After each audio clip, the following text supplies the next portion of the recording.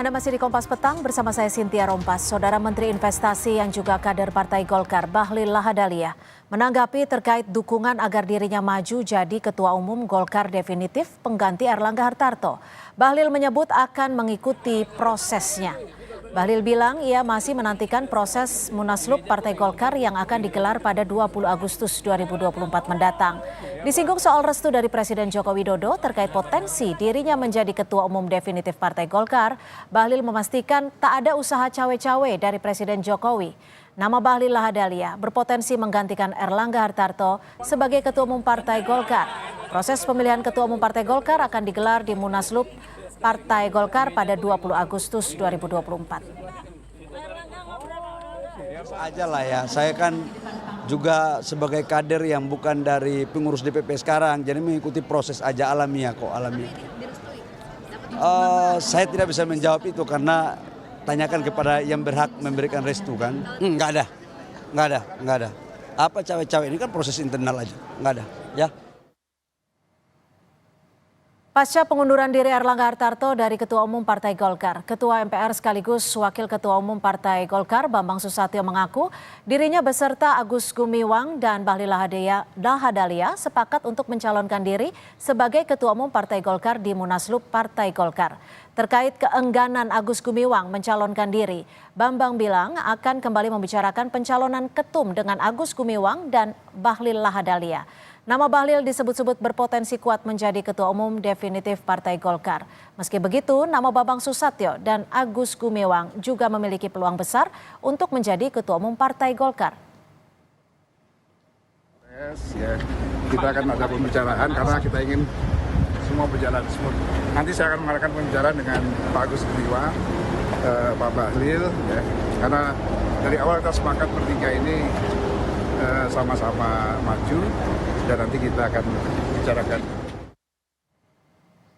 Saudara, 64 tokoh dianugerahi tanda kehormatan dari Presiden Joko Widodo. Dari 64 nama tersebut, 23 diantaranya merupakan Menteri Kabinet Indonesia Maju, termasuk Erlangga Hartarto yang baru saja mundur dari Ketua Umum Partai Golkar. Di tengah isu reshuffle Kabinet Indonesia Maju dan mundurnya Ketua Umum Partai Golkar, Presiden Joko Widodo menganugerahi tanda jasa dan tanda kehormatan kepada 64 tokoh. 23 orang diantaranya merupakan menteri di kabinet yang ia pimpin. Erlangga Hartarto yang baru saja mundur sebagai Ketua Umum Partai Golkar mendapatkan anugerah Bintang Republik Indonesia Utama. Sementara Surya Paloh yang merupakan Ketua Umum Partai Nasdem mendapatkan medali kepeloporan. Ada pula Menteri Investasi Bahlil Lahadalia dan Menteri ESDM Arifin Tasrif, Menteri Perindustrian Agus Gumiwang Kartasasmita yang mendapatkan Bintang Mahaputra Adi Pradana. Anugerah Tanda Kehormatan RI kepada 64 tokoh ini bersamaan dengan isu reshuffle kabinet yang mengemuka sejak beberapa pekan terakhir. Bahkan, isu ini semakin menguat sejak mundurnya Erlangga Hartarto dari posisi Ketua Umum Partai Golkar. Beredar rumor ada 4 menteri yang bakal terkena reshuffle, yakni Menteri Hukum dan HAM Yasona Laoli, Menteri Lingkungan Hidup dan Kehutanan Siti Nurbaya Bakar, Menteri Energi dan Sumber Daya Mineral Arifin Tasrif, dan Menteri Investasi Bahlil Lahadalia. Dari 4 nama tersebut diisukan akan ada yang diganti dan ada yang digeser posisinya. Menanggapi isu reshuffle terhadap Menteri LHK Siti Nurbaya Bakar yang merupakan kader Partai Nasdem, Surya Paloh bilang jika Presiden memiliki hak prerogatif untuk melakukan reshuffle kabinet. Presiden mempunyai hak prerogatif untuk itu. Apapun yang beliau akan lakukan, itu memang hak yang melekat, prerogatif yang dia miliki. Pak, kalau misalkan menteri dari Nasdem habis di kabinet, beliau akan sudah mempertimbangkan baik-baik. Kita tetap berpikir seperti saya katakan tadi, mengedepankan positive thinking kita. Hal serupa juga disampaikan Sekjen PD Perjuangan Hasto Kristianto saat menanggapi beredarnya isu reshuffle terhadap Menteri Hukum dan HAM yang juga kader PDIP Yasona Laoli. Ya, kita menghormati hak prerogatif dari presiden itu. Sejak awal kita kan nggak pernah neko-neko. Ketika kami menghantarkan menjadi presiden, apakah kemudian kami minta seluruh menteri? Kan juga tidak. Kami bisa bekerja sama dengan partai politik. Kami nggak pernah melakukan tekanan-tekanan, tidak pernah ada dendam ya terhadap masa lalu. Kami menatap masa depan. Di akhir masa tugasnya, Presiden Jokowi kembali mengirim sinyal soal reshuffle meski tidak menjawab pasti kapan akan dilakukan. Ada? Ya kalau diperlukan. Jadi sudah ada keperluan. Kalau diperlukan. Saya kan udah ngomong dari dulu kalau diperlukan. Saya masih punya hak prerogatif itu. Saat ini diperlukan. Sinyal reshuffle atau penggantian menteri di Kabinet Indonesia Maju menguat kembali setelah dinamika politik Pilkada serentak 2024. Padahal masa pemerintahan Jokowi hanya tersisa 2 bulan lagi yang akan berakhir pada 20 Oktober 2024. Tim Liputan, Kompas TV. Di tengah kabar rencana penambahan anggota Koalisi Indonesia Maju, Ketua Umum Nasdem Surya Paloh menemui Prabowo Subianto di Kertanegara sore ini. Paloh tiba di kediaman Prabowo setengah 5 sore. Ini adalah pertemuan Paloh dan Prabowo kedua kalinya setelah kontestasi Pilpres. Informasi yang kami dapatkan tak hanya Ketua Umum Nasdem yang bertemu Prabowo Subianto hari ini. 2 parpol di luar Koalisi Indonesia Maju juga akan bertemu Prabowo di kediamannya.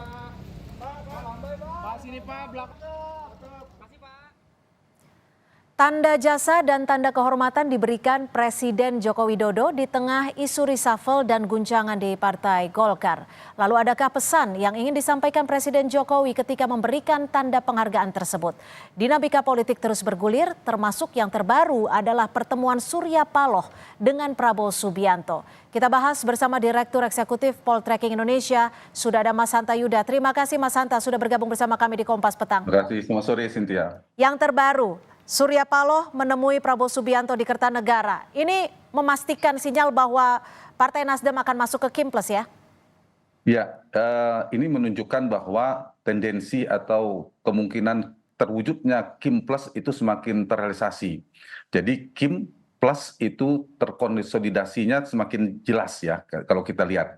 Itu satu. Artinya tidak hanya Partai Nasdem, tapi juga PKB, mungkin juga PKS, Cynthia. Nah, ini yang kita sayangkan, kemungkinan hanya PDI Perjuangan yang tersisa. Nah, karena ini efek yang kedua, indikasi yang kedua, karena kalau Kim Plus semakin terkonsolidasi solid, maka kemungkinan Anies akan melaju di Pilkada Jakarta semakin sulit. Jadi peluang Anies semakin terancam. Kalau mereka makin sulit, nanti efeknya ke Jakarta karena PDI Perjuangan tidak cukup. Yang kedua, saya kira ini juga bisa dilihat sebagai ini ya, efek partai kalau bicara teknis pasti mereka mengatakan ingin mengundang pembukaan kongres dan sebagainya. Partai juga punya keperluan karena kekuasaan sedang dipegang oleh Pak Jokowi dan Pak Prabowo, maka ada suksesi partai. Mereka harus mengamankan posisi partai agar tidak diganggu posisi politiknya. Kita tahu Nasdem juga akan melakukan kongres, PKB muktamar dan sebagainya. Golkar munas. Artinya mereka harus memastikan juga proses itu juga harus berjalan dengan baik. Itu kompromi ke pemerintah. Yang menarik juga Mas Hanta adalah tanda kehormatan yang baru diberikan kemarin, tapi justru dilakukan di tengah-tengah isu reshuffle, di tengah guncangan di Partai Golkar. Menurut Anda dari komunikasi ataupun bahasa politik ada tidak sih pesan yang sebenarnya ingin disampaikan Presiden Jokowi? Kalau tersurat ini tidak ada yang aneh karena tanda kehormatan itu setiap tahun diberikan jelang kemerdekaan oleh seorang kepala negara, presiden sebagai kepala negara. Juga ini saya kira juga nama-nama yang disebutkan pasti ada alasan sudah penilaian. Namun yang menarik agak menjadi catatan kita tentunya nama-nama yang disebutkan. Ada beberapa nama yang menarik, beberapa menteri PD Perjuangan, kemudian ada Andika Prakasa, ada Pak Surya Paloh, ada Pak Erlangga Hartarto. Kalau dikatakan karena mereka menteri, tapi kan tidak semua menteri. Kalau dikatakan mereka mantan Panglima TNI, tetapi semua Panglima TNI dapatkan ini. Karena itu saya membaca ini tersiratnya ada semacam politik akomodatif, politik untuk menghibur kembali beberapa ada terpaan politik, ada benturan politik misalnya dengan Pak Surya Paloh sebelumnya, kemudian ada belakangan Pak Erlangga di Golkar yang dikait-kaitkan. Nah, ada semacam politik akomodatif yang bisa kita baca dari yang dilakukan oleh Pak Jokowi. Satu, Jokowi ingin menunjukkan, membangun citra kepada publik bahwa beliau seorang negarawan. Ada kepentingan di atas kepentingan politik. Ini citra yang dibangun ya sebagai kepala negara. Ada proses untuk menunjukkan di akhir pemerintahannya ingin merangkul semuanya. Yang kedua, ini juga saya kira menjadi catatan berupaya untuk menjaga kondusivitas soal politik yang cukup panas, terutama hubungan dengan PDI Perjuangan. Nah, sepertinya Pak Jokowi ingin soft landing di akhir pemerintahannya, ingin menjaga kondusivitas itu atau stabilitas politik itu. Dan terakhir satu lagi, saya kira Jokowi dan para politisi ini sedang menjalankan semacam melihatkan kepada publik bahwa hubungan Jokowi dan partai-partai dengan Pak Erlangga bagus, dengan Pak Surya Paloh bagus. Artinya para tokoh ini sedang melakukan peran semacam berpolitik di tempat dan waktu yang tepat sepertinya. Ya. Mas Hanta, jika Anda tadi menyebut akomodatis dan juga ada upaya untuk menghibur, apakah ini artinya jika flashback ke belakang bahwa memang ada bisa dikatakan campur tangan terhadap apa yang terjadi di tubuh Partai Golkar?